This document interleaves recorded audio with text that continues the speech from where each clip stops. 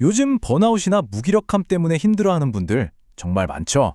그런데 만약 그 해답이 저 멀리 2000년 전에 성육신이라는 어떻게 보면 좀 낯선 개념에 숨어 있다고 하면 어떠실 것 같나요? 오늘 바로 그 놀라운 연결고리를 한번 제대로 파헤쳐 보겠습니다. 제가 질문 하나 드려볼게요. 여러분의 영혼 배터리 지금 몇 퍼센트 정도 남으셨어요? 마치 스마트폰 배터리가 닳듯이 우리 영혼도 어느새 무기력과 번아웃으로 방전되곤 하잖아요. 대체 우리는 왜 이렇게 항상 지쳐 있는 걸까요? 우리 에너지를 쭉쭉 빨아먹는 원인을 흥미롭게도 세 가지 부채로 설명할 수 있습니다.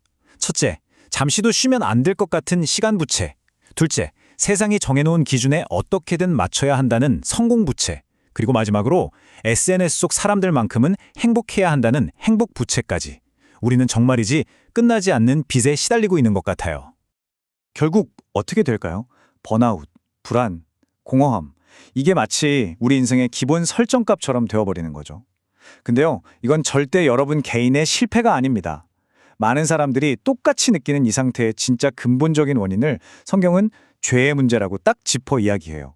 여기서 죄는 단순히 나쁜 행동 몇 가지가 아니라 우리 시스템 자체에 깔린 해결되지 않은 오류 같은 개념입니다. 자, 바로 이 텅 비어버린 영혼의 방전 문제에 대해서 성경은 정말 강력하고도 놀라운 해답을 내놓습니다. 말씀이 육신이 되어 우리 가운데 거하심에, 여기서 육신이라는 단어 헬라어로는 사르크스라고 하는데요. 이게 그냥 몸뚱이란 뜻이 아니에요. 우리의 모든 연약함, 한계, 심지어 죽음까지 다 포함하는 단어입니다. 그러니까 신이 바로 그 연약함 자체가 되셨다는 어마어마한 선언인 거죠. 그럼 한번 생각해 봅시다. 우리의 이 근본적인 문제를 해결해 줄 구원자는 과연 어떤 모습이어야 할까요? 여기서 아주 흥미로운 딜레마가 생깁니다. 우리가 필요로 하는 구원자는 힘과 친밀함이라는 서로 완전히 모순되어 보이는 두 가지 특징을 동시에 가져야 한다는 거죠. 사실 생각해보면 인류는 본능적으로 구원자를 찾아 헤매는 존재예요. 지구상의 모든 문명에 왜 종교가 있었을까요? 바로 이 갈망 때문이죠. 오늘날 사람들이 명상이나 자기계발서, 여러 영성활동에 몰두하는 것도 결국은 이 똑같은 갈망이 다른 옷을 입고 나타난 것뿐입니다. 바로 이 딜레마가 이겁니다. 우리가 진짜 필요로 하는 구원자는 두 가지 조건을 다 만족시켜야 해요. 첫째, 죽음이나 죄 같은 우리의 근본적인 한계를 가뿐히 뛰어넘는 초월적인 존재, 요즘 말로 넘사벽이어야 하죠. 그런데 동시에 학자금 대출 때문에 밤잠 설치는 내 마음, 취업 때문에 불안한 내 고통을 속속들이 이해해 줄 수 있는 진친처럼 내 곁에 있어야 합니다. 그리고 바로 이 지점에서 역사상 모든 철학과 종교가 무너졌습니다.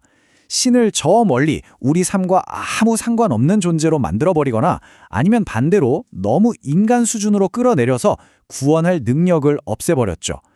이 넘사벽과 찐친 사이의 어마어마한 간극을 인간의 지혜로는 단 한 번도 메우지 못했습니다. 자, 그렇다면 이 불가능해 보이는 간극을 어떻게 건널 수 있을까요?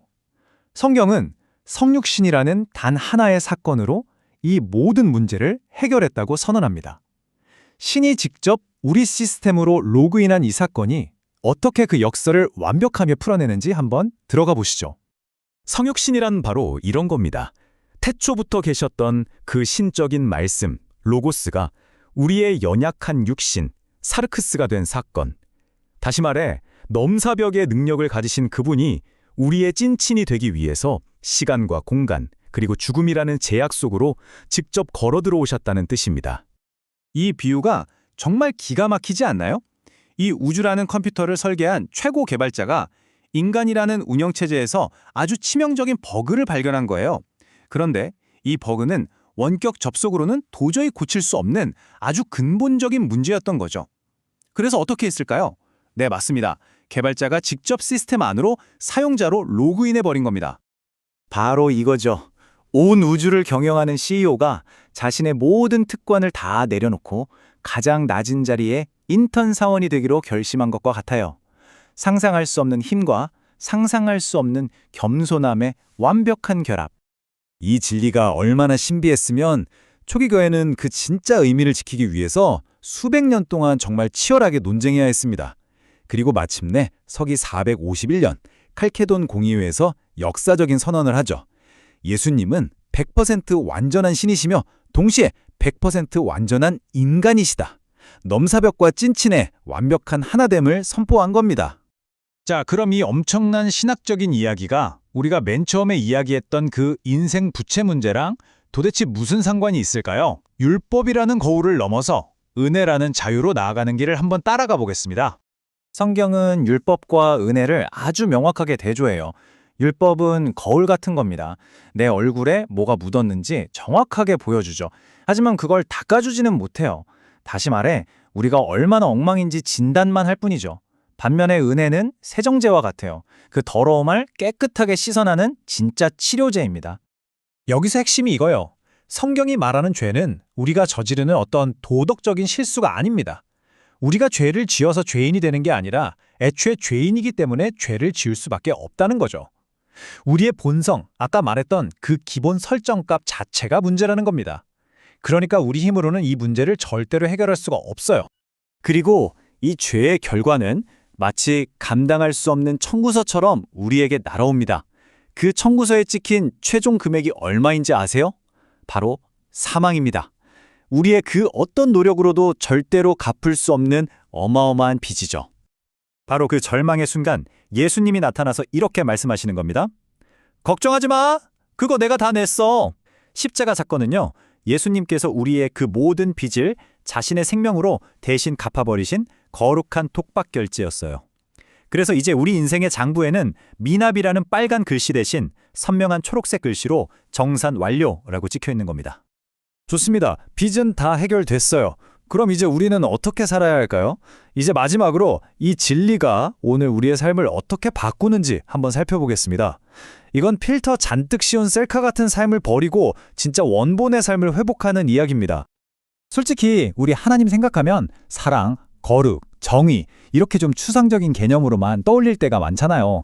그런데 성육신은 그 보이지 않는 하나님을 우리 눈에 똑똑히 보이는 구체적인 실체로 보여준 사건입니다. 누구를 통해서요? 바로 예수님을 통해서 말이죠.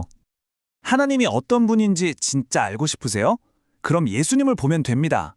아무도 만지려 하지 않던 나병 환자에게 손을 내미는 모습에서 하나님의 따뜻한 긍휼을 보세요. 모두가 돌을 던지려던 여인에게 나도 너를 정죄하지 않는다고 말씀하시는 모습에서 그 파격적인 용서를 보세요. 그리고 제자들의 발을 씻기시는 모습에서 가장 낮은 곳으로 오시는 섬김과 친밀함을 볼 수 있습니다. 우리가 과제할 때 좋은 참고자료, 레퍼런스를 찾잖아요. 바로 예수님이 우리 인생의 완벽한 레퍼런스가 되어주십니다. 세상이 요구하는 성공이라는 필터를 잔뜩 씌운 채 남에게 보여주기 위한 삶이 아니라 하나님이 원래 디자인하신 진짜 나, 그 원본의 모습을 되찾게 하는 기준점이 되어주시는 거죠. 여기 한 야구 선수가 있었습니다. 더크 헤이헐스트라는 아주 독실한 신자였죠. 어느 날 팀으로부터 상대 타자에게 보복성 빈볼을 던지라는 지시를 받아요. 그는 고민 끝에 예수님이라면 어떻게 하셨을까를 생각하고는 그 지시를 단호히 거부했습니다. 겉보기에는 정말 신앙적인 행동이죠. 그런데 이야기는 여기서 끝나지 않습니다. 그의 동료들이 오히려 예수님이라면 팀을 위해 던졌을 거야 라며 분노했거든요. 헤어스트는 나중에야 깨닫습니다. 자신의 그 거부가 사실은 동료들을 정죄하는 이기적인 행동이었을 수 있다는 걸요. 진정으로 예수님이라면 어떻게 하셨을까는 단순히 어떤 행동을 멈추는 것을 넘어서 사랑으로 관계를 회복하는 것이었죠. 이 이야기는 우리에게 아주 중요한 질문을 던집니다. 당신의 삶, 바로 지금 당신을 힘들게 하는 그 문제 앞에서 예수님이라면 정말 어떻게 하실까요? 이것이 바로 신이 인간이 되어 우리에게 보여주신 우리 삶을 위한 진정한 원본입니다.